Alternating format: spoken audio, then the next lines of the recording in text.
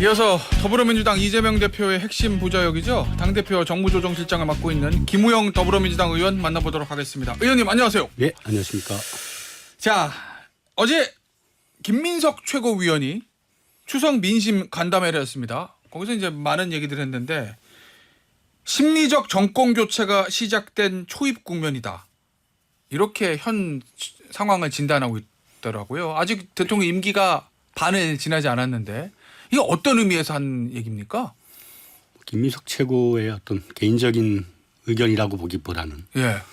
사실상 이 국민 전체적인 그런 판단을 하고 있는 게 아닌가 싶습니다. 국민 전체적으로 그런 판단하고 있다. 이거 그러면은 저 민주당 지도부뿐만 아니라 국민의 공감대가 있다는 얘기인데 그 심리적 정권 교체라는 의미 그러면 지금 국민들이 대통령을 대통령으로 인정하지 못하고 있다 이런 의미신 거예요? 사실상 그렇지 않습니까? 그래요? 자 그러면 현 정국을 그렇게 판단하고 계신다면 앞으로 민주당은 이 전국 운영하는 전략에는 어떤 영향이 있을까요? 이런 판단들이? 일단 오늘 본회의를 열게 되죠. 예. 그다음에 두 가지 특검과 지역화폐 법안 예. 네, 통과를 시키게 될 텐데 결국은 지금까지는 대통령의 거부권으로 입법의 여러 가지 그 기능들이 예. 살아나지 못했던 측면이 있었지 않습니까? 예. 그러니까 이번에는 좀 다를 것이다. 국민의 여론이 예. 사실상의 임계점을 넘어가고 있기 때문에 예. 여당에서도 이대로 공멸할 것인가 그런 고민이 있지 않나 싶습니다. 그러면은 지금 상황에서 만약에 김건희 여사 특검법이 본회의를 통과되면 대통령의 거부권을 행사한다 하더라도 네. 이탈표 8표가 확보될 수도 있다 이렇게 보시는 거예요? 과거 박근혜 정권 때의 사례를 한번 반추해 보면 어떨까 싶습니다. 그러면 박근혜 전 대통령 당시 이제 2016년 10월이었던데 그때 이제 지지도가 20%가 깨지죠. 태블릿 PC가 공개되고 네. 그게 이제 트리거가 돼서 촛불 집회가 일어나고 대통령 지지도가 10%대로 주저앉고 이러면서 이제 탄핵이 된 거잖아요. 이탈표가 나오면서. 그렇습니다. 그 상황이 반복될 수도 있다고 보시는 거예요? 그때는 최순실이라고 하는 예. 장막 뒤에 농단의 예. 어떤 존재가 예. 이제 부각이 됐고 예, 태블릿 네. PC를 통해서 네. 예. 그러니까 국민들은 큰 충격을 받았죠. 예. 근데 이번에 나타나는 문제는 예. 이래 대통령과 그 여사님께서 저런 방식의 국정을 운영하고 있을 것이다 라고 하는 잠재적인 직관들이 예. 오랫동안 축적되어 왔죠. 그 축적된 그 직관이 예. 최근에 이러저러한 사건들로 분출되면서 예. 대통령 윤석열 대통령이란 가면 뒤에 예. 김건희라고 하는 실력자가 사실상 국정을 운영하고 있는 게 아닌가 그렇게 바라보는 거죠. 그러면 그 당시에 2016년에 소위 말하는 최순실 국정농단처럼 네. 지금도 김건희 여사의 국정농단이다 이렇게 보신다는 거예요, 민주당은? 그걸 제일 먼저 파악한 게 한동훈 대표 아니겠습니까? 어떤 점에서 그렇죠? 그 연초에 예. 마리 앙뚜아네트 관련한 김경률 비대위원 이건 그렇죠. 한동훈 대표의 발언은 아니고 이제 김경률 한동훈 전 비대위원. 대표는 김건희 여사의 문자를 읽고 예. 씹었죠. 예. 이제 거기에서부터 이 정권이 정상적이고 이성적인 정권이 아니구나. 그걸 권력에 가장 가까이 있는 사람이 파악한 거 아닐까요? 그러면은 당시에 한동훈 대표가 한동훈 당시 비대위원장이 김건희 여사의 국정 개입을 막기 위해서 문자를 씹었다 이렇게 보시는 거예요? 사실상 공범이나 이런 걸 거부한 거죠.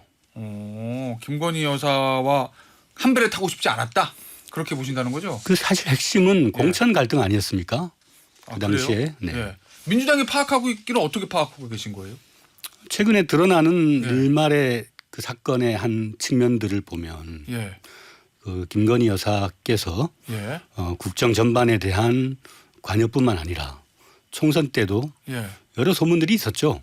그렇습니까? 네네, 예비 후보자들을 지방을 다니면서 면접을 했다. 아 그래요? 김건희 여사를 만났으니 나는 공천 받는다. 그런 소문들이 횡행했고. 이거는 네. 일단 민주당이 당시에 파악하고 있던 소문이라는 말씀이신 거죠? 그렇죠. 네. 네. 아직 객관적 사실로 드러난 건 아니고. 그렇죠. 네. 네. 아니 오늘 뉴스토마토라는 매체에서 한 2주 전에 김영선 전 의원 공천 관련해서 보도를 하나 했었고 오늘 아마 후속 보도가 있었습니다. 그 보셨습니까? 봤습니다. 네. 예. 어떻게 보고 계세요? 지금 그 상황은? 일단 김영선 전 의원이 예.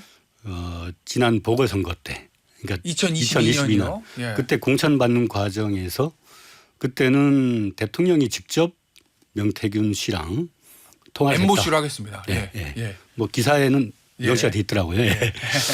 직접 통화를 해서 예. 원래는 다른 사람으로 내정돼 있다가 이제 그걸 본인이 경남에 여성 의원이 없다는 논리를 가지고 대통령 설득을 해서 대통령께서 나는 김영선이야 예. 이렇게 바꿨다는 거 아닙니까? 음. 그때가 대통령 취임식 전후에 예, 예. 그런 사정이 있었던 것이고 예. 대통령님 붙인 그 뒤편에 앉아 계셨더만요. 취임식 때요. 예. 네네. 사진 보니까 그렇더라고요. 예. 아주 그 구체적이고 예. 그 다음 날 예정된 행사가 있는 것이어서 그날 아마 발표가 될 거다. 예. 그렇게 아주 구체적으로 예. 표현된 걸 봐서는 예.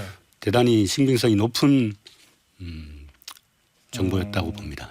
아니 그러면 이 보도를 기점으로 뭔가 민주당에서는 이 부분에 대한 공세를 더 취하실 계획이십니까? 일단 민주당은 예. 지난 4월 총선 때도 예.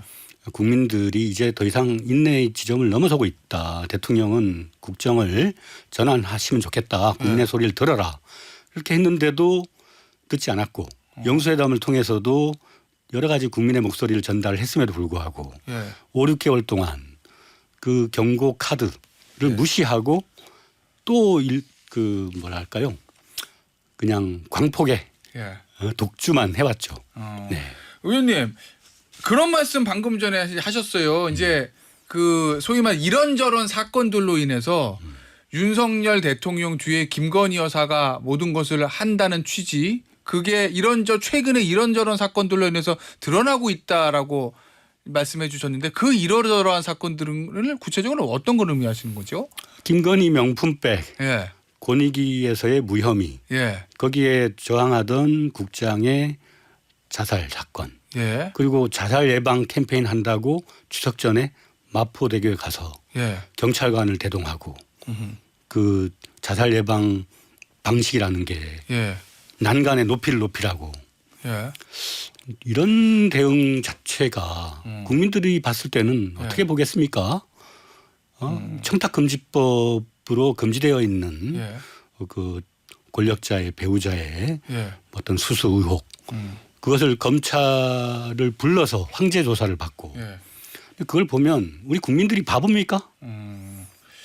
의원님 그걸 이렇게 혹시 보실 수는 없는 건가? 예를 들면 예전에 이제 최순실 씨야 대통령과 그냥 사적으로 아는 사람이 뭐 국정에 개입했다 뭐 이런 건데 김건희 여사는 남도 아니고 대통령의 부인이 영부인인데 최근에 있는 활동들은 영부인으로서 응당할 수 있는 행동들 아니냐 이렇게 대통령실에서 그걸 네. 보고 있는 것 같거든요. 뭐 오늘 또 체코 같이 나가신다는 거 아닙니까? 예. 네, 뭐 외교 무대에서 그 퍼스트 레이디로서 예. 보조적인 역할을 하고 또 사회적 약자를 돌본다거나 예. 대통령이 보살피지 못하는 그런 구석에 예. 이렇게 가서 국민들하고 함께 감정을 나눈다거나 이런 역할은 영빈으로서 할 수 있는 역할이죠. 예. 근데 대통령 선거 시절에 내조만 하겠다라고 가녀린 여성상을 예. 보여왔던 그걸 기억하고 있지 않습니까? 예. 그 이후에 김건희 여사가 보여준 모습은 그게 아니었고 본인의 주가 조작 의혹 예. 또 명품백 수수 의혹 예. 다양한 사건에 대해서 실제로 실력자 내지는 권력자가 아니면 예. 피해갈 수 없는 것들을 교묘히 다 피해갔죠. 공정한 법의 잣대에서 예. 가장 먼저 갖춰야 될 것이 예. 대통령 가족과 배우자의 도덕성의 문제 아닙니까? 네. 그러니까 제가 궁금한 건 예를 들어서 윤석열 대통령이 공정과 상식이라는 기치에 반해서 왜 배우자를 감싸주냐 요 수준을 넘어서서 지금의 정국이 어제 저 김민석 최고위원 표현 보면 김건희 일가의 권력 논단 표현 그대로 읽겠습니다. 건희 대란 부부 공동 권력 이렇게 얘기하거든요. 이렇게까지 표현하시는 이유는 뭐냐고 제가 질문을 그렇죠. 드린 이제 겁니다. 그 전방에 걸친 네. 관여와 개입 또 사실은 그 대통령 부부라고 하는 사이가 예. 특수 사이이기 때문에 예. 드러나지 않는 방식으로 대통령께 뭐 국정에 대한 조언도 하고 예. 또 민심도 전달하고 예. 그럴 수 있는데 예. 이 카메라의 포인트 예. 대통령실에서 나오는 대통령 관련 사진이 예. 김건희 여사에게 맞춰져 있지 않습니까? 뭔가 그런 부분에 대한 제보들이 민주당으로 들어오고 있는 겁니까? 그 여의도가 네. 민심의 전당 아닙니까? 네. 그래요? 여러 가지 제보들이 들어온다는 취지로 지금 제가 들리는데 맞습니까? 네, 여야 사이에도 예. 공개적인 그 회의석상에서는 말하지 못하지만 예. 네, 뒤로 만나서 서로 애환을 나누는 그런 여야 의원들이 많이 있습니다. 그래요? 네. 여당 의원을 통해서 듣고 있다는 말씀이신 건데. 자, 김건희 여사에 관한 특검법이 통과가 되면 여당에서 재의결할 때 이탈표 나올 수 있다고 보세요? 저는 한동훈 대표를 포함해서 예. 그 많은 다수의 의원들이 예. 가장 중요하게 생각하는 게 본인들의 정치적 생명이라고 생각합니다. 그 얘기는 여당이 살기 위해서는 윤석열 대통령 버려라 뭐 이런 말씀이신 건가요? 추락하는 기차에 예. 동반 탑승해서 예. 같이 추락할 것이냐 예. 아니면 민심의 경종을 함께하면서 정치적 생명을 유지할 거냐 실제 고민하고 있을 거라고 봅니다. 알겠습니다. 이 어제 김인석 최고위원의 민심 간담회를 보면 차기 대선에 대한 좀 자신감도 내비치는 것 같던데, 근데 의원님 일반적인 정치 문법상 선거가 임박할 때가 아니고 아직 선거가 많이 남은 상황에서는 대부분 이제 좀 낮은 자세를 보이는 게 좀 뭐랄까요, 공식이라면 공식이잖아요. 근데 그 공식과 어긋나게 어제는 굉장히 지금 민주당은 자신감을 보이는 것 같거든요.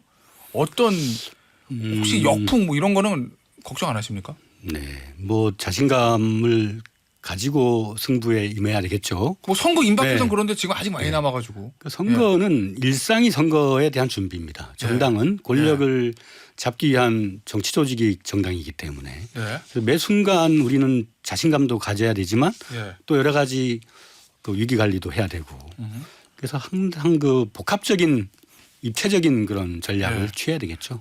혹시 조기 대선 준비하십니까? 내부적으로? 조기 대선을 준비한다라고 단정할 수는 없죠.